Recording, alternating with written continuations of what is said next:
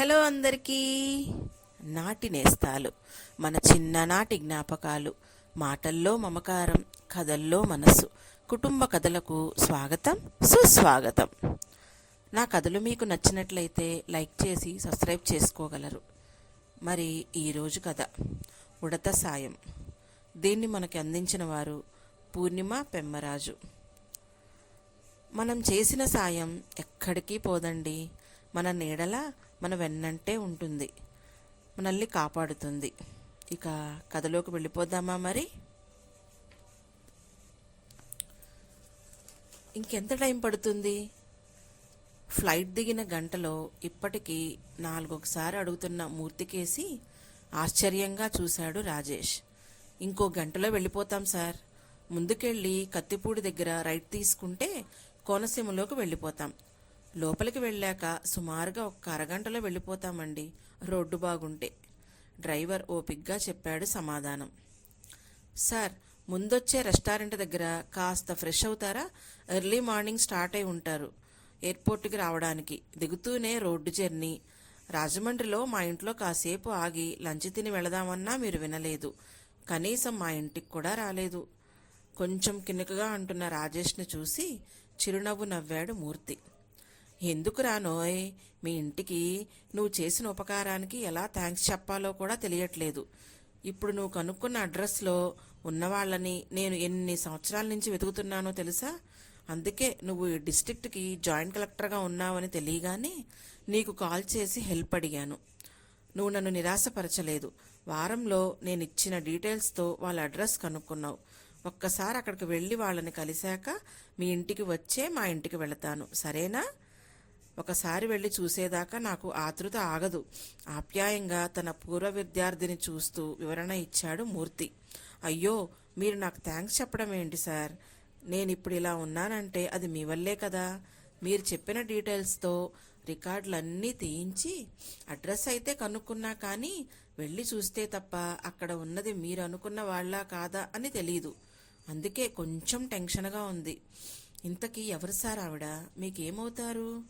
Address దొరికింది అనగానే important meeting అని ఢిల్లీ వెళ్ళిన మీరు అది కూడా క్యాన్సిల్ చేసుకొని ఇంత అర్జెంటుగా వచ్చారంటే మీకు బాగా కావలసిన వాళ్ళ? రాజేష్ ప్రశ్నకి మూర్తి మనసు 50 సంవత్సరాలు వెనక్కి పరుగు తీసింది. ఈ అబ్బాయి ఎవరు? తన చేత నీళ్లు తోడిస్తున్నావెందుకు? అడిగింది కస్తూరి వీరమ్మని, బావిలో నుంచి నీళ్లు తోడుతున్న 10 సంవత్సరాల పిల్లాడిని చూస్తూ. నా పెద్ద బొంటడు సూరిగాడమ్మా. ఇంట్లో ఉండరా అయ్యా అంటే వినకుండా ఊరు బయట పోరంబోకులతో కలిసి ఈత కొడుతున్నాడు. వాళ్ళంత సరైనోళ్ళు కాదు. చీట్ల పేక, బీడి అన్నీ ఈడికి మప్పేస్తారేమో అని భయమేసి నాతో పనికి తెచ్చుకుంటున్నానమ్మా. కనీసం సాయం ఉంటాడని. ఈ 2 ఏళ్ళు పోతే మునసబు గారు జీతగాడిగా పెట్టుకుంటామన్నారు. అందాక ఈయన్ని కాపలా కాయాలి నేను. మా ఆయనేమో పొలం పనులకు పోతే మాపటికి గానీ రాడు. ఈడికన్నా చిన్నపిల్లలతో బెంగేటి లేదు. వాళ్ళు బాగానే ఇంటి దగ్గర ఆడుకుంటారు. ఈ గాడితోనే సిక్కైపోనాదమ్మా. గిన్నెలు తోముతూ చెప్పుకుంటూ పోతుంది వీరమ్మ. అదేంటి వీరమ్మ, పిల్లాన్ని బడికి పంపొచ్చు కదా, ఈ పనుల్లో పెట్టడం ఎందుకు ఇప్పటినుంచే? ఇంటి దగ్గర ఉన్న తన చిన్న తమ్ముడు గుర్తొచ్చి కలుక్కుమంది కొత్తగా పెళ్ళైన కాపురానికి వచ్చిన కస్తూరికి. బళ్ళో వేసేసినానమ్మా, కానీ పోడు బడికి. ఈ ఊరికి పక్కూరికి కలిపి మధ్యలో ఒకటే బడి ఉంది. 5వ క్లాస్ దాకా ఉన్నది. ఈడిని 4 దాకా అక్కడే ఎలాగోలా పంపాను. అక్కడికి పోడు. వెళ్ళినా చదవట్లేదని అయ్యోరు కొట్టారని వచ్చేశాడు. మళ్ళీ పోలేదు. అయినా మా ఊళ్ళెవరూ పోరమ్మా బళ్ళోకి. మాకెందుకమ్మా ఈ చదువులు? ఎక్కడో చోట పనిలో పెడితే ఆడి సావ ఆడేసొస్తాడు. ఇంకా పసితనం పోని సూరిమోహన్ చూస్తే జాలేసింది కస్తూరికి. పోని ఒక పని చెయ్యి, నా దగ్గర ఉంచువాణ్ణి. అయ్యగారు పొద్దున వెళ్తే ఎప్పుడొస్తారో తెలీదు. నాకు ఈ కొత్త ఊర్లో ఒక్కదాన్నే ఉండాలంటే చాలా గుబులుగా ఉంది. నాకు తోడుగా ఉంటాడు. పొద్దున్నుంచి సాయంత్రం దాకా ఎలా ఉంటావు ఇక్కడ? అడిగింది కస్తూరి. పొద్దున్నుంచి సాయంత్రం దాకా ఎరా ఉంటావా ఇక్కడ? అడిగింది కస్తూరి. ఓ ఉంటా అమ్మా, నేను ఇక్కడే ఉంటానే.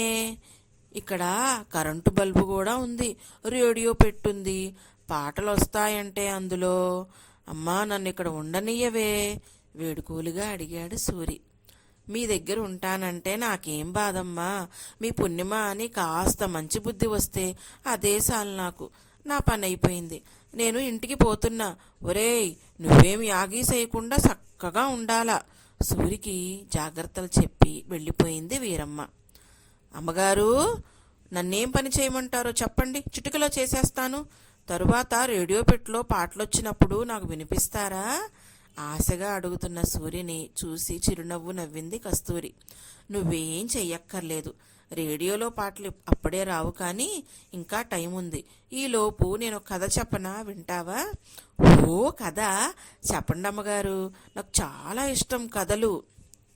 సరే అయితే విను. ఒక అడవిలో ఒక సింహం ఉందంట. ఆ అడవికి అదే రాజు. దానికి ఎవరూ ఎదురు చెప్పకూడదు.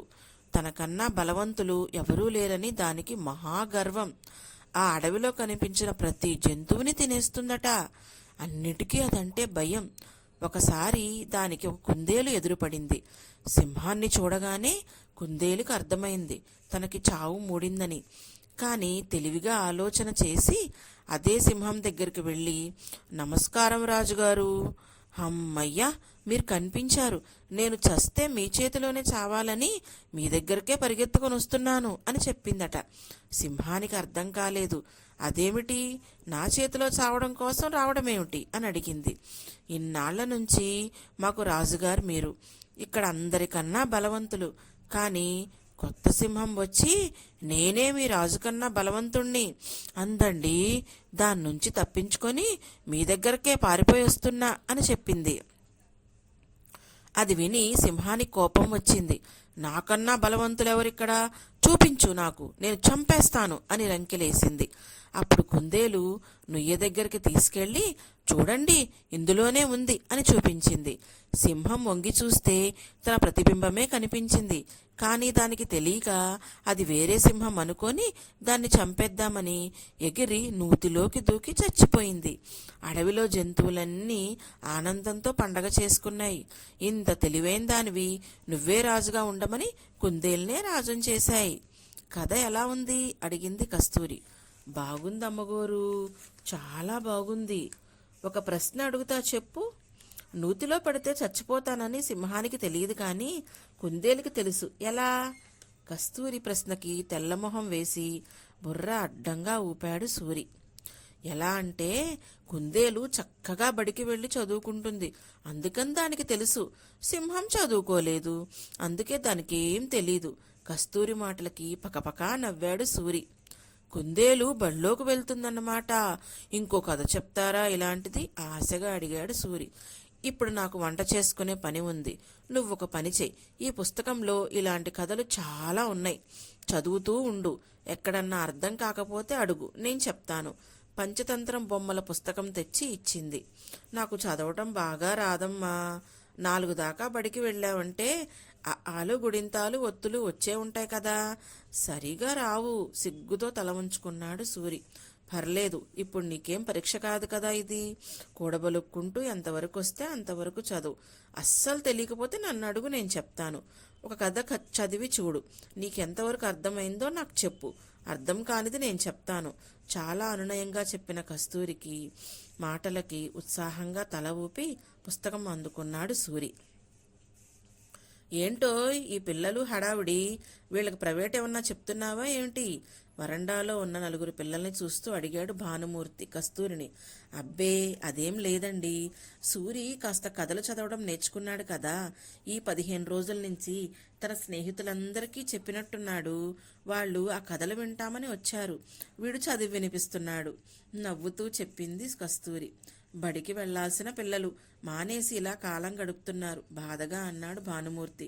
చాలాసార్లు చెప్పానండి బడికి పంపమని. పిల్లలకి ఇష్టం లేదు, తల్లిదండ్రులకి చదువు విలువ తెలీదు. కనీసం ఈ కథల కాలక్షేపం కోసమైనా చదవటం రాయటం నేర్చుకుంటారేమో అని ఏదో ఒక చిన్న ప్రయత్నం. నాకు కాలక్షేపం, వాళ్ళకి 2 ముక్కలు వస్తే మంచిదేగా అంది కస్తూరి. మనం నాటకం వేస్తామా అమ్మగారు? నిజమా? ఆశ్చర్యంగా అడిగాడు సూరి. అవును సూరి, నువ్వు చదవటం వచ్చిన ఇంకో ఇద్దరు స్నేహితులు కలిసి నాటకం వేద్దురుగాని. మీరు చదివే కథలే నాటకంగా వేద్దాం. ఈసారికి నేను మాటలు రాస్తాను, వచ్చేసారి నుంచి మీరే రాయాలి. వాటిల్లో డైలాగ్స్ ఇలా వేయటం వలన చదవటం రాని పిల్లలకు కూడా, మీ అమ్మలాంటి పెద్దవాళ్లకు కూడా సులువుగా అర్థమవుతుంది కదా, సరేనా? కస్తూరి మాటలు విన్న పిల్లల ఆనందానికి హద్దులు లేవు. అమ్మగారు, మేం చదవటం నేర్చుకుంటే మా చేత వేయిస్తారా నాటకం? ఉత్సాహంగా అడుగుతున్న పిల్లల్ని చూసి పొంగిపోయింది కస్తూరి. తప్పకుండా, కానీ మీకు బాగా చదువు రావాలంటే మీరంతా బళ్ళోకి వెళ్ళాలి. అయ్యగారు వెళ్ళి బళ్ళో మాస్టార్తో మాట్లాడతారు. మీరు పొద్దున్న అక్కడికి వెళ్ళి సాయంత్రం వరకు నా దగ్గరికి రండి. అలా అయితే ప్రతి వారం మన అరుగు మీద చిన్న నాటకం వేసుకుందాం. ఎవరెవరు శ్రద్ధగా బళ్ళోకి వెళ్ళి చదువుతున్నారో చూసి నెలకి ఒక్కొక్కళ్ళకి చిన్న బహుమతి ఇస్తాను. సూరి తప్ప పిల్లలంతా ఉత్సాహంగా తల ఊపారు. నేను వెళ్ళనమ్మగారు, నేను మీ దగ్గరే ఉంటాను. నాకు చదివి ఉద్యోగం చేయటం నచ్చదు. నేను గేదెలు కాసుకుంటాను, నాకు అదే ఇష్టం మొండిగా అన్నాడు సూరి. చదువు ఉద్యోగం కోసం కాదు సూరి, జ్ఞానం కోసం. నువ్వు గేదెలే పెంచాలనుకున్నా కూడా ఆ పని ఇంకా ఎంత బాగా చెయ్యాలో తెలుసుకోవడం కోసం. నీ జీవితం సుఖంగా ఉండాలంటే కనీస చదువు అవసరం. చదవటం, రాయటం, రోజువారీ లెక్కలు చూసుకోగలిగేంత చదువన్నా లేకపోతే చాలా ఇబ్బంది పడతావు. నిన్ను ఎవరన్నా సులువుగా మోసం చేయగలుగుతారు. నీలో చాలా తెలివితేటలున్నాయి సూరి. ఏదైనా ఒక్కసారి చెప్తే ఇట్టే పట్టేస్తావు. నీ తెలివికి చదువు తోడైతే నువ్వు బాగా పైకొస్తావు అనిపిస్తుంది నాకు. నా కోసమైనా నువ్వు బడికి వెళ్ళాలి. ఆప్యాయంగా చెప్తున్న కస్తూరి మాటలు కాదనలేక అయిష్టంగానే తల ఊపాడు సూరి. అమ్మగారు, మీరు ఊరెళ్ళిపోతున్నారా? 7వ తరగతి పరీక్షలైపోయి వేసవి సెలవులు కస్తూరితో గడుపుతున్న సూరికి భానుమూర్తికి బదిలీ అయి కస్తూరి వాళ్ళు వెళ్ళిపోతున్నారన్న వార్త పిడుగులా తగిలింది. అయ్యగారికి బదిలీ అయింది కదా, వెళ్ళాలి మరి. నువ్వు మాత్రం నాకు ఇచ్చిన మాట తప్పకూడదు. బడికి వెళ్ళాలి. వచ్చే 7 సెలవులు వచ్చినప్పుడు నా దగ్గరకు వద్దు గాని ఉత్తరాలు రాస్తాను. నువ్వు కూడా రాయి. అలా ఏడవకు. సూరి కన్నీళ్లు తుడిచింది కస్తూరి. నిజంగా ఉత్తరాలు రాయాలి మరి, తలూపింది కస్తూరి. కస్తూరి వెళ్ళిన నెల తర్వాత ఉత్తరం వచ్చింది సూరికి. ఆత్రంగా చదవటం మొదలుపెట్టాడు. ప్రియమైన సూరికి, ఆశీస్సులతో కస్తూరి రాయినది. నువ్వు క్షేమంగా ఉన్నావని తలుస్తాను. మేము ఇక్కడికి చేరుకొని ఇల్లు వెతుక్కొని సర్దుకోవటానికి సమయం పట్టింది. అందుకనే వెంటనే ఉత్తరం రాయలేకపోయాను. పోయిన వారం మీ బడిలో పనిచేసే మాస్టర్ గారు అయ్యగారికి ఒక పెళ్లిలో కలిశారట. అయ్యగారు నీ గురించి అడిగితే నువ్వు ఇది వరకటి అంత హుషారుగా శ్రద్ధగా చదవట్లేదని చెప్పారట. అందుకే వెంటనే ఉత్తరం రాస్తున్నాను. నువ్వు నాకు మాట ఇచ్చావు బడికి వెళతా అని. కానీ వెళ్ళి చదువు మీద శ్రద్ధ పెట్టకపోతే ఏం ఉపయోగం చెప్పు? నాకు తెలుసు నువ్వు ఉద్యోగం చేయడం కోసమే చదువు అనుకుంటున్నావని. కాదు సూరి, ఇదివరకు కూడా చెప్పాను, చదువు జ్ఞాన సముపార్జన కోసం. నువ్వు చదువుతూ ఉంటేనే నీకు ఏ విషయం మీద ఆసక్తి ఉంది అనేది, నీకు ఏది ఉపయోగకరమైనది అని తెలుస్తుంది. అసలు నీకు చదువు కావాలా వద్దా అని నువ్వు నిర్ణయించుకోవటానికైనా నీకు చదువు అవసరమే. నాకు మాట ఇచ్చావు కాబట్టి శ్రద్ధగా చదవటానికి ప్రయత్నించు. కొత్త విషయాలు తెలుసుకోవటంలో ఉన్న ఆనందం నీకే అర్థమవుతుంది. ఇంకో విషయం సూరి, మీ గూడెంలో ముందు నువ్వు నా దగ్గరకు వచ్చి కథల పుస్తకాలు చదవటం మొదలుపెట్టగానే ఇంకొక 10 మంది నిన్ను చూసి వచ్చారు. వాళ్ళని చూసి ఇంకొంతమంది. ఇంతమందికి చదువు మీద ఆసక్తి కలగడానికి నువ్వే కారణమయ్యావు. మీ అందరూ కలిసి ఇదివరకట్లాగే ప్రతివారం చిన్న నాటకం వెయ్యండి. మీరు ఇన్నాళ్ళు చదివిన పంచతంత్రం, నీతి కథలు, బాలరామాయణం, బాలభారతం అన్నీ మీ మాస్టర్ గారికి ఇచ్చి పంపిస్తున్నాను. ప్రతివారం అందులో నుంచి ఏదో కథ తీసుకొని ప్రయత్నించండి. వినోదంతో పాటు అందులో చదువు ప్రాముఖ్యత కూడా ఏదో రకంగా తెలిసేలా ప్రయత్నించండి. అప్పుడు నీతో పాటు అందరూ బాగా చదువుకుంటారు. మరి నేను ఉంటాను. నేను డెలివరీకి మా అమ్మ వాళ్ళ ఇంటికి వెళుతున్నాను. కొన్నాళ్ళు ఉత్తరం రాయలేకపోవచ్చు, కానీ నా ఆశీస్సులు ఎప్పుడూ నీతోనే ఉంటాయి. నువ్వు జీవితంలో బాగా పైకి రావాలని, పేరు ప్రఖ్యాతలు రావాలని, సంపాదించాలని దీవిస్తున్నాను. కస్తూరి. ఇప్పుడు అర్థమైంది సార్,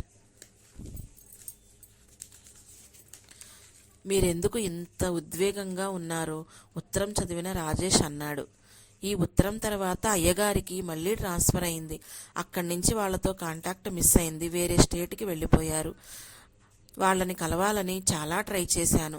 చివరికి నీ పుణ్యమా అని కలుస్తున్నాను అభిమానంగా చూస్తూ చెప్పాడు మూర్తి. అయ్యో సార్, భలేవారే, మీకు ఈ రకంగా అన్న ఉపయోగపడ్డాను నేను. అదే చాలు నాకు. ఇదిగో ఇల్లు వచ్చేసింది. మీతో పాటు నాకు కూడా ఆవిడని కలవాలని ఉంది. అంతే ఆత్రంగా ఉంది కారు దిగుతూ చెప్పాడు రాజేష్. నిజంగా నువ్వు మా సూర్యువేనా? నువ్వు సారీ మీరు కస్తూరికి ఆశ్చర్యానందాలతో మాట తడబడుతోంది. నన్ను మీరు ఏమిటి అమ్మగారు, ఇదివరకట్లాగా ఏరా అనండి. ఖరీదైన కారులో సూటు బూటు వేసుకొని దిగిన సూర్యనారాయణని చూస్తుంటే ఆనందం పొంగుకొచ్చింది కస్తూరికి. ఏరా, ఎంత పెద్దవాడివయ్యావురా, మీ అయ్యగారే ఉంటే ఎంత సంతోషించేవారో. నిన్ను చూస్తుంటే నాకెంత ఆనందంగా ఉందో మాటల్లో చెప్పలేను సూరి. మీ అమ్మాయి ఎలా ఉంది? ఏం చేస్తున్నావు నువ్వు? మీరు వీకే ఎడ్యుకేషనల్ ఇన్స్టిట్యూషన్స్ గురించి టీవీలో పేపర్లో చూసే ఉంటారు కదమ్మా. అది నావేనమ్మగారు. వీకే అంటే వీర కస్తూరి ఇన్స్టిట్యూట్. మా అమ్మ పేరు మీ పేరు కలిసి పెట్టాను. దేవుడి దయ, మీ ఆశీర్వాదంతో అది టాప్ ఇన్స్టిట్యూట్గా మారింది. మన 2 తెలుగు రాష్ట్రాలలో చాలా చోట్ల మన బ్రాంచెస్ ఉన్నాయమ్మా. అన్నట్టు డైరీ ఫామ్ కూడా పెట్టానమ్మగారు. చిన్నప్పుడు గేదెలు కాచుకుంటా అనేవాణ్ణి కదా. నవ్వుతూ చెప్పిన సూరిని ఆశ్చర్యంగా చూస్తూ ఉండిపోయింది కస్తూరి. మీ గురించి ఏం చెప్పలేదమ్మగారు. ఎలా ఉన్నారు పిల్లలు, అయ్యగారు? అర్ధోక్తిగా ఆపాడు సూర్యనారాయణ. ఆయన వెళ్ళిపోయి 5 ఏళ్లయింది. 2 పిల్లలు విదేశాల్లో ఉన్నారు.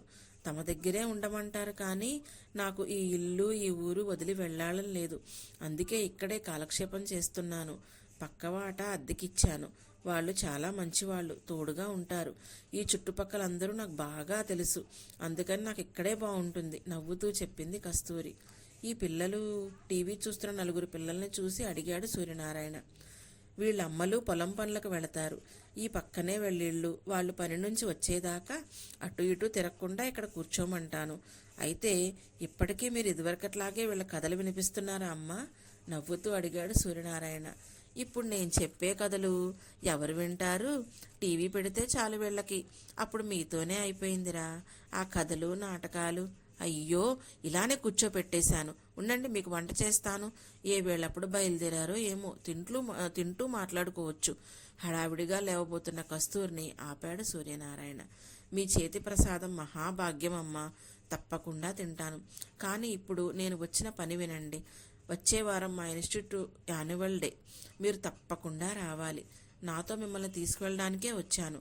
మీరు సరే అంటే ఇప్పుడే బయలుదేరదాం హైదరాబాద్కి. వచ్చే వారం కదా, తప్పకుండా వస్తాను. ఇప్పటికిప్పుడంటే రాలేను సూరి. నెమ్మదిగా 4 రోజులాగి వస్తాను. నాకు నీ వైభవం చూడాలనే ఉంది. మా చిన్న సూరి ఇంత పెద్దవాడయ్యాడంటే ఎందుకు రాను? ముందు లేచి మీ 2 కాళ్ళు చేతులు కడుక్కురండి. కస్తూరి వంట ఇంట్లో కదిలింది. కరతాళ ధ్వనులతో సభ మారుమోగిపోతుంది. స్టేజ్ మీద కూర్చున్న కస్తూరికి కలలో ఉన్నట్టు ఏమీ అర్థం కానట్టు ఉంది. యాన్యువల్ డే చూడటానికి అనుకుని వచ్చిన కస్తూరికి తానే ముఖ్య అతిథి అని పల్లకీలో తీసుకొని రావటం, స్టేజ్ మీద కలెక్టర్ పక్కన కూర్చోబెట్టి పాదపూజ చెయ్యటం, ఇవన్నీ చాలా ఇబ్బందిగా సంకోచంగా అనిపించాయి. ఏం మాట్లాడాలో తెలియకుండానే అన్నీ జరిగిపోతున్నాయి. ఇంతలో మన గౌరవ ముఖ్య అతిథి కస్తూరి గారు ఇప్పుడు సభను ఉద్దేశించి ప్రసంగిస్తారు అని అనౌన్స్మెంట్ విని నెమ్మదిగా లేచి మైక్ అందుకుంది కస్తూరి. అందరికీ నమస్కారం. నాకు నిజంగా ఏమీ అర్థం కావట్లేదు. మా సూరి క్షమించాలి. సూర్యనారాయణ యాన్యువల్ డే చూడటానికి రమ్మంటే వచ్చాను. కానీ నాకెందుకు ఈ సత్కారం, ఈ సన్మానం? నాకు ఏమీ అర్థం కావట్లేదు. నేను చేసింది ఏమీ లేదు. తన చేత ఓనమాలు దిద్దించింది లేదు. చదువు చెప్పింది లేదు. నాకు తెలిసిన కథలు ఏవో 4 చెప్పానంతే. ఈ మాత్రానికే నన్ను ఇంత అందలం ఎక్కించడం తన పెద్ద మనసుకు నిదర్శనం తప్ప నా గొప్పేం లేదు. ఇదంతా చూస్తుంటే నాకు చిన్న కథ గుర్తొస్తుంది. శ్రీరాముడు లంక వెళ్ళడానికి అందరూ సముద్రం మీద వారధి కడుతున్నారట. పెద్ద పెద్ద బండరాళ్ళు తీసుకుని వచ్చి వానరులు అంత వారధి కడుతుంటే అక్కడ ఉన్న ఒక చిన్న ఉడత తాను సాయం చేద్దామనుకొని అక్కడ ఉన్న ఇసుకలో దొర్లి రాళ్ల మధ్య ఇసుకని దొలిపిందట. దాన్నే ఉడత సాయం అంటారు. నేను ఏమన్నా చేశాను అంటే ఆ ఉడత సాయమే. సూరి తానే కష్టపడ్డాడు, ఇంత పైకొచ్చాడు. అతని జీవితం స్ఫూర్తిదాయకం. మీ పిల్లలందరూ తన జీవితం నుంచి నేర్చుకోవాల్సింది చాలా ఉంది. నాకింతకన్నా మాటలు రావట్లేదు. కస్తూరి పక్కకు వచ్చి మైక్ అందుకున్నాడు సూర్యనారాయణ. అమ్మగారు, ఇప్పుడు ఉడత సాయం అంటే ఏమిటో మీరు చెప్పారు కదా, నాకు తెలిసిన ఉడత సాయం గురించి నేను చెప్తాను వినండి. ఉడత తన దగ్గరున్న గింజలు తర్వాత తిందామని భూమిలో బొరియలు తవ్వి దాస్తుంది. కాని తర్వాత మర్చిపోతుంది. అవే మొలకెత్తి పెరిగి పెద్దయి వృక్షాలవుతాయి. ఆ ప్రకారం మన భూమి మీద ఉన్న లక్షల కొద్దీ చెట్లు, అడవులు ఉడతలు నాటినవే. అలానే అమ్మగారు మాలో చదువు మీద ఆసక్తి అనే విత్తనం నాటారు. అది నాలోనూ నా స్నేహితుల్లోనూ పెరిగి పెద్దదై ఇప్పుడు వనంగా మారింది. మా గూడెంలో అందరూ ఇప్పుడు విద్యావంతులే. చాలామంది ఈ ఇన్స్టిట్యూట్లో పార్ట్నర్స్ కూడా. ఆ వయసులో మాకు చదువు మీద ఆసక్తి కలిగించకపోతే నేను ఇప్పటికీ గేదెలు కాచుకుంటూ మిగిలిన వాళ్ళు ఏ పాలేరు పనిలో చేసుకుంటూ ఉండిపోయేవాళ్ళం. నేను సభాముఖంగా అమ్మగారికి చేసుకుంటున్న విజ్ఞప్తి ఏంటంటే, మీరు మా స్కూల్లో చిన్నపిల్లలకి మాకు చెప్పినట్టే కథలు అవి చెప్పండి. ఈ జనరేషన్ వాళ్ళకి ఆ నీతి కథలు పంచతంత్రాలు తెలియాల్సిన అవసరం చాలా ఉంది. ఒప్పుకుంటారా అమ్మగారు? ఆశగా అడుగుతున్న సూర్యనారాయణని చూస్తే చిన్నప్పటి సూర్యునే గుర్తొచ్చి చిరునవ్వు నవ్వింది కస్తూరి. అవన్నీ నువ్వు ఈజీగా చేసుకోగలవు సూరి, నేనేమీ చెప్పక్కర్లేదు. మీ స్కూల్లో పిల్లలకి నేను ఇక్కడ ఉండాలని నువ్వు ఇలా అడుగుతున్నావు అంతే. కానీ నువ్వు అనుకుంటున్నట్టు నేను చెప్పిన 4 ముక్కలు నిజంగా నీకంత ఉపయోగపడ్డాయంటే ఇప్పటికీ అలా చెప్పాల్సిన పిల్లలు మా ఇంటి చుట్టూ చాలామందే ఉన్నారు. వాళ్ళేదో కాలక్షేపం చేస్తున్నారులే, టీవీ చూస్తూ అని నేను పెద్దగా పట్టించుకోలేదు. కానీ ఇప్పుడు వాళ్ళకి మళ్ళీ ఇలా ఇంత నిబద్ధతతో చెప్పడానికి ప్రయత్నిస్తాను. వాళ్ళల్లో ఒక్క సూర్యనారాయణ ఉన్నా ఇంకో పెద్ద మనం తయారవుతుంది. నన్ను ఇంకోసారి ప్రయత్నించని. కరతాళ ధ్వనులతో మోగిపోతున్న సభతో తను చెయ్యి కలిపాడు సూర్యనారాయణమూర్తి. కథ మీకు నచ్చిందా అండి? చూసారా, కస్తూరి చేసిన ఉడత సాయం పెరిగి పెద్దదై ఎలా మహావృక్షంలా మారిందో. కథ సమాప్తం. మీ శాంతి.